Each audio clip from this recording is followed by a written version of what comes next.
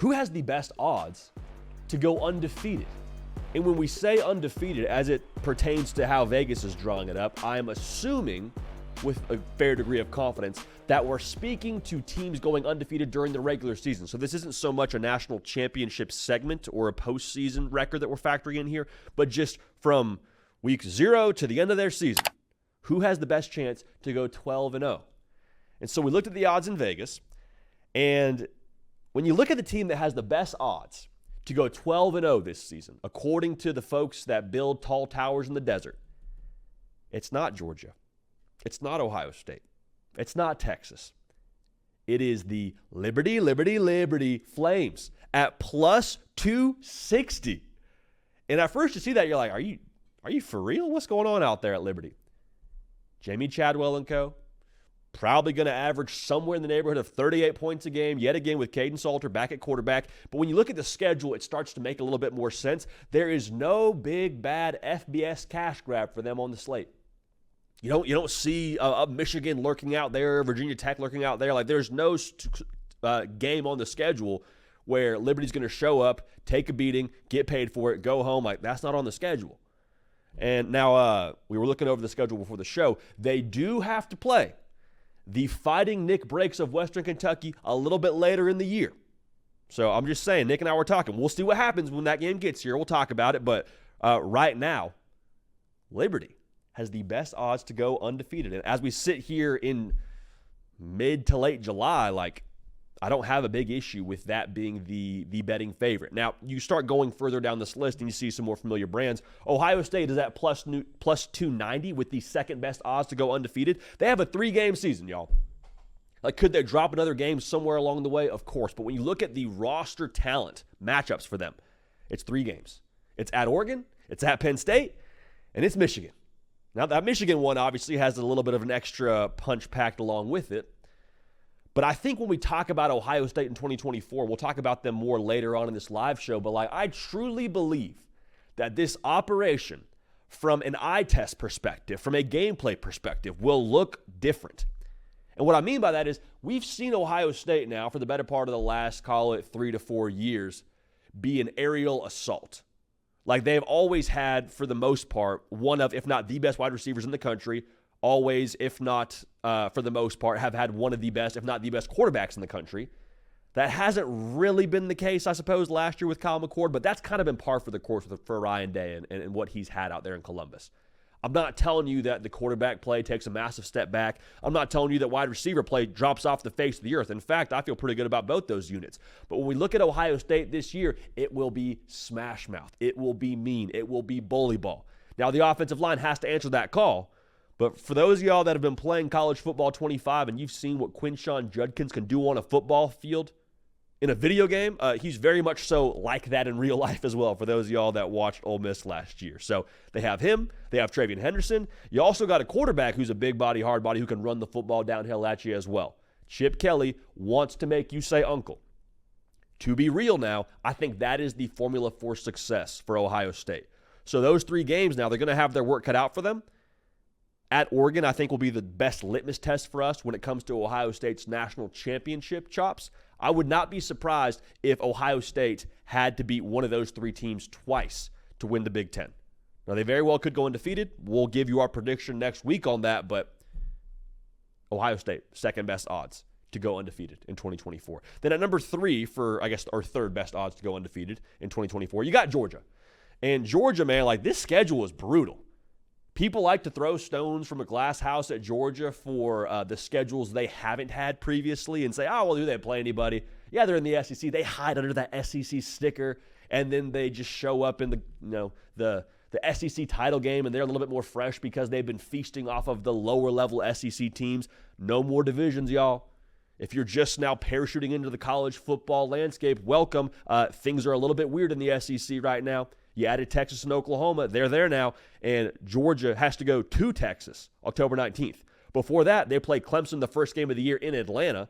I think they'll roll there, just so we're on the same page. But still, it's going to be a test for them to some respect. They're at Bama before that, after Clemson before Texas. Then they're at Ole Miss. It's going to be a little bit of an uphill climb for Georgia. Now, we've said this many times. If you're a Georgia fan, the good news is you could probably drop 2 of those games and still find yourself in the college football playoff and have a little bit of extra motivation to go with it. But if they're going to go undefeated, Georgia will have to lean very heavily on Carson Beck. Now, Carson Beck understands that. We sat down with him at SEC Media Days, and he pointed to the Auburn game and said that was a turning point for him in his career and really last season, where he's like, okay, I am the guy. If we're going to get where we want to go, it starts right here with me, number 15. And so the fact that he understands that, the fact that he's more comfortable with that, I think that's a very good sign for Georgia fans in terms of how they're going to trend in 2024. You're not waiting for them to have it all come together. You might be looking for other position groups to gel with the offense. You know, obviously you got some new pieces at wide receiver. You got some new production kicking in on defense. But like at your most important position, you got a dude who knows he's a dude. And I'm excited to see what he ends up being. In those games where the roster talent level is comparable, all the games I mentioned, the at Bama, the at Texas, I think those are the games where Carson Beck has to differentiate for you. Taking a step further, the college football season is long, it's brutal, it's grueling. Sometimes you're dinged up. Sometimes, y'all, like we've seen this. I mean, this is why we love college football. Any given Saturday, you don't know what you're getting from your team. Now, Georgia has done as good, if not a better job than anybody else in the country in terms of being the same team or as close to the same team every single week from an intensity and execution standpoint. There's some days you just don't have it like you need to have it. In those days, on those games, you will ask Carson Beck to take over for you. Can he do that? If he can, consistently, Georgia will go undefeated. But we'll see if that ends up being the case. Now, right behind Georgia at plus 340 to go undefeated, you got Oregon. Dude, Oregon's going to be so fun. Can we just enjoy this for a second together, y'all? Like, I cannot help but smile ear to ear thinking about Oregon being in the Big Ten. And a part of me dies a little bit when I think about the Pac-12. I try kind of just to block that out. You know, you kind of try and smile to keep from crying, or laugh to keep from crying, I guess is the saying. They're going to have a lot of fun games for us to watch together, all right? They play Ohio State October 12th in Autzen. That's the one that's rocking. And you go to Michigan, I believe, a little bit later in the year. A lot made about the Pac-12 and the Oregon logo and what we have thought Oregon to be previously. If you've watched this show for any length of time, you know that we believe wholeheartedly Oregon is not finesse. Oregon is not your soft West Coast team. Don't let the flash unis fool you now. This is a team that will get after you. Not just from a pace of play standpoint, but from a in the trenches, in a phone booth, our big guys versus your big guys. They are a Big Ten team.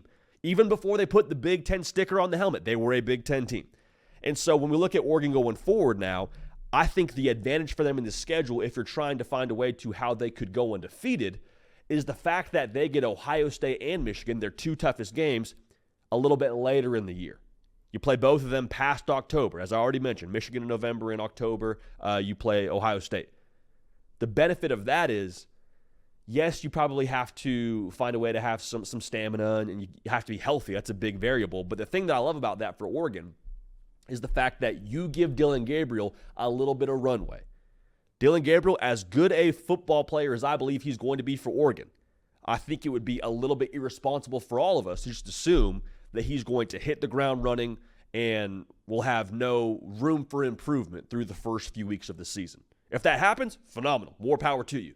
But the fact that he gets a little bit of time to figure it out early against the lesser competition for Oregon, that's massive. So when you play Ohio State in Autzen, the place is rocking, like, all right, we are literally in midseason form as we are in midseason. So that's phenomenal for Oregon.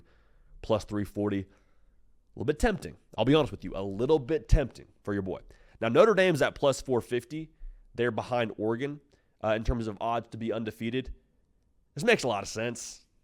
We've stood here and defended Notre Dame many a season and said they get knocked for being not in a conference, and they get knocked for not having the best schedule. And we've said many times, like, no, they play some good teams now. Don't knock Notre Dame. That's not the case this year. That's not. Now, how the schedule looks in July and how it looks in November could be very different. We could rewind the tape and say, actually, wow, Notre Dame kind of ran the gauntlet there.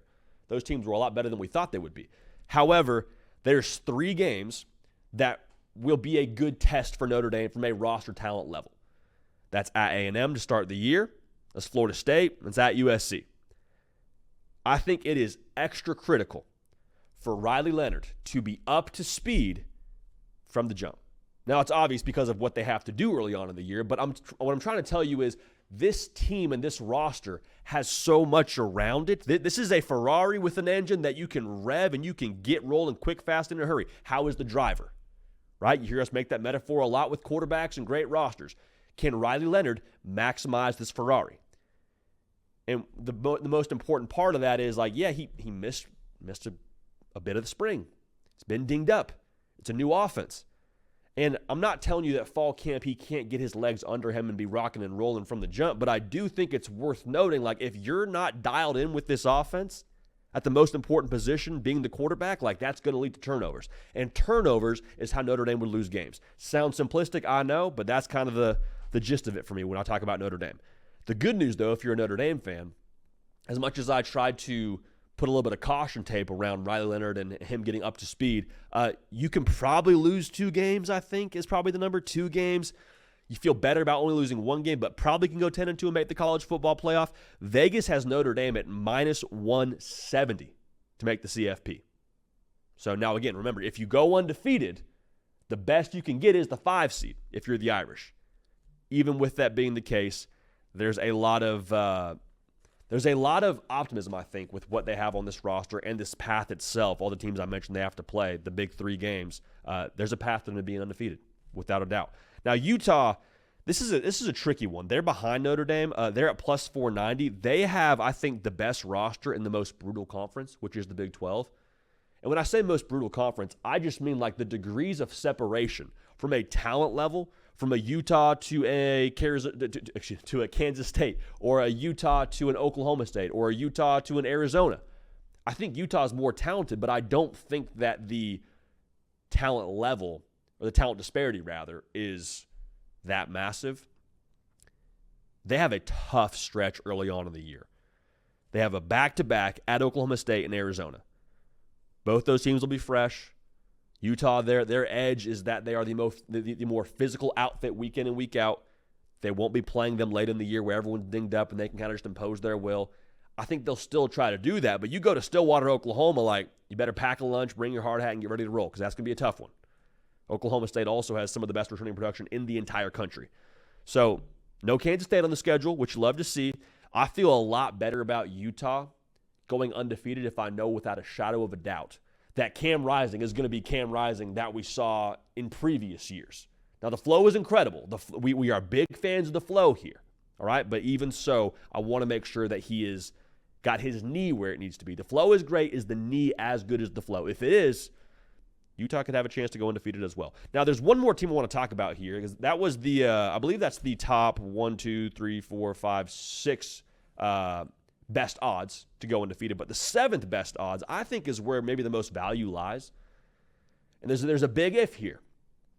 But if Penn State and their new offensive coordinator, Coach Koldenecki, can unlock Drew Aller's potential, there's a lot of it now. We forget Drew Aller was a 5-star cat at one point in time coming out of high school. Drew Aller can sling the pill around the yard. If they can make that offense explosive, look at the schedule for Penn State, man. They're at +530. They got Ohio State on the schedule, and that's the only one that I see that you circle and say, yeah, probably a loss.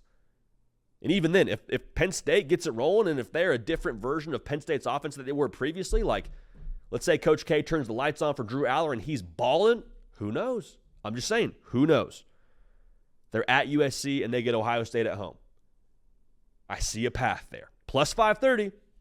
Spend your money how you want to spend it, but +530, I think Penn State might be the sneakiest and potentially the highest value when it comes to betting on who could go undefeated in 2024. So we're tempted by a lot of that. Again, prediction week is next week on this show, live in living color. All 3 days that we're on the air live, we'll be talking some ball. I see a lot of flack in the chat. I hear you. But Penn State could be laughing if they're the ones that get that offense rolling, how they could get it rolling with a one Drew Aller and all his ability. So let me know who you would be betting on when it comes to who could be undefeated in 2024 in the regular season. Hey y'all, thanks so much for watching. Subscribe to the channel here to make sure you don't miss an episode of The Hard Count. Also be sure to check out other videos on the On3 YouTube channel.